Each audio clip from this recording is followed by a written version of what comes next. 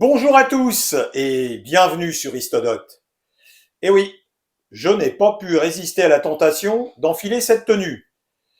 Un peu fantaisiste, il est vrai, pour illustrer ma vidéo du jour. Je vais en effet vous parler des Templiers, ces moines soldats qui ont suscité tant de mystères et de fantasmes. Défenseurs de la chrétienté, hommes d'affaires avisés, riches propriétaires terriens, qui étaient-ils vraiment? Partons donc découvrir ces figures emblématiques du Moyen Âge entre mythe et réalité.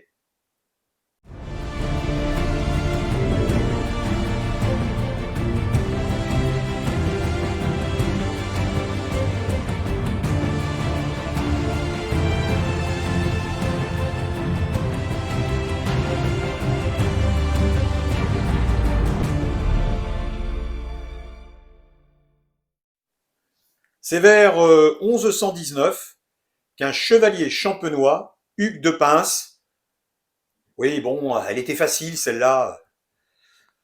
Je disais donc, Hugues de Pins fonde avec 8 autres chevaliers une milice appelée les Pauvres Chevaliers du Christ. Leur but est de protéger les pèlerins sur les routes de Terre Sainte. Ils proposent leur service au roi Baudouin II de Jérusalem, qui leur permet de s'installer à l'emplacement de l'ancien temple du roi Salomon, d'où l'appellation de chevalier du temple, puis de templier.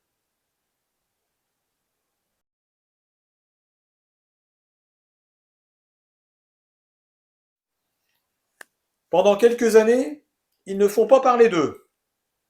On prétend qu'en creusant les sous-sols du temple, ils auraient découvert des secrets, comme la preuve de la descendance de Jésus, et même le Saint Graal, ce calice qui aurait contenu le sang du Christ. Pour ma part, je laisse ça aux amateurs de romans ésotériques.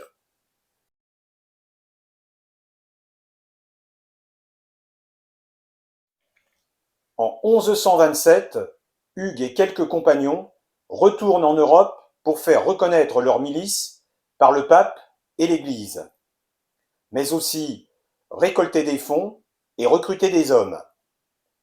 2 ans plus tard, avec le soutien de Bernard de Clairvaux, le Concile de Troyes valide la création de l'ordre du Temple avec ses règles.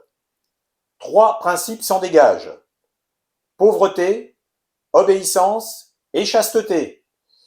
J'en vois déjà qui auraient renoncé à devenir templiers. En 1139, c'est la consécration. Le pape leur accorde privilèges et protection, et ils ne dépendront plus que de lui.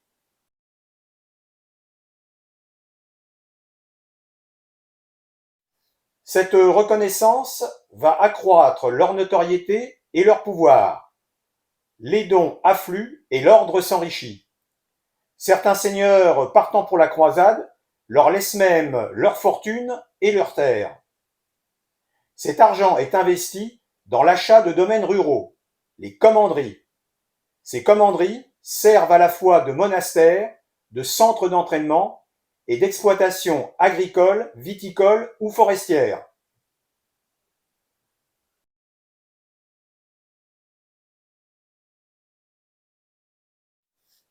Ils prêtent de l'argent, aussi bien aux petites gens qu'aux puissants. Et même si l'usure est interdite aux chrétiens, ils arrivent toujours à en tirer profit. Ils deviennent même les gardiens du trésor royal dans leur temple de Paris. Ce seraient eux également qui auraient inventé le système de la lettre de change, qui permettait à un pèlerin de déposer son argent avant son voyage et de le récupérer à l'arrivée sur présentation d'un reçu certifié, évitant ainsi d'être détroussé en chemin.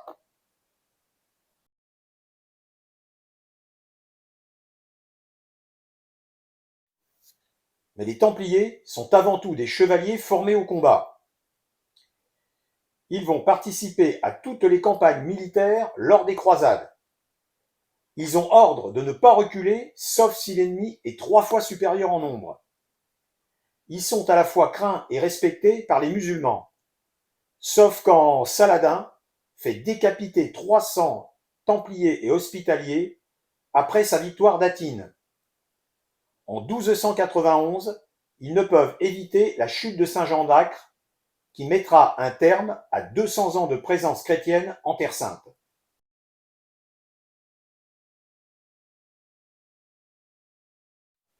Il s'installe un temps à Chypre, avant de revenir sur le continent et plus particulièrement en France. Le roi Philippe le Bel voit d'un très mauvais œil ce retour.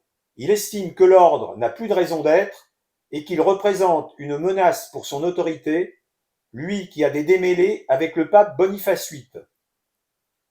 Avec l'aide de son conseiller Guillaume de Nogaret, il va profiter de rumeurs qui courent sur les Templiers, soupçonnés d'hérésie et de pratiques déviantes, pour les faire arrêter le vendredi 13 octobre 1307 dans une gigantesque opération de police.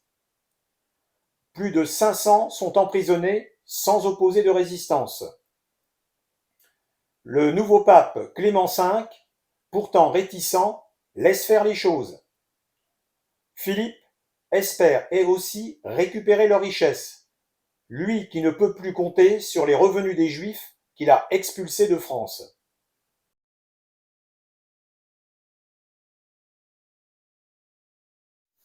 Ils sont interrogés sur leurs pratiques lors de leur rite. On les accuse de renier le Christ en crachant et en piétinant la croix, d'avoir des relations sodomites et d'adorer une idole nommée Baphomet, sorte de diable en forme de bouc. Tous nient farouchement. Pour les faire craquer, on va avoir recours à la torture, et la plupart avouent tout ce qu'on leur demande. Malgré ces preuves, le pape n'est pas convaincu et va tenter de s'opposer au roi de France lors du procès qui s'ouvre en 1308. Pourtant, au concile de Vienne en 1312, il est obligé de dissoudre l'ordre et les biens des Templiers sont transmis aux Hospitaliers.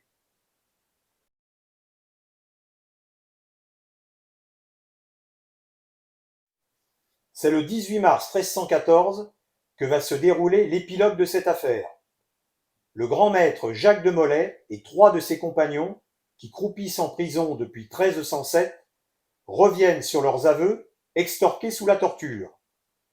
Ils sont considérés relapses, c'est-à-dire retombés dans l'hérésie, et sont condamnés à périr dans les flammes du bûcher. C'est sur le lieu de son supplice que le grand maître aurait prononcé sa célèbre malédiction, prédisant la mort prochaine du pape et du roi, et annonçant que celui-ci n'aurait pas de descendance. Coïncidence ou pas, Clément meurt en avril et Philippe en novembre 1314. Ses 3 fils n'auront pas de descendance mâle. Ce problème de succession sera à l'origine de la guerre de 100 ans.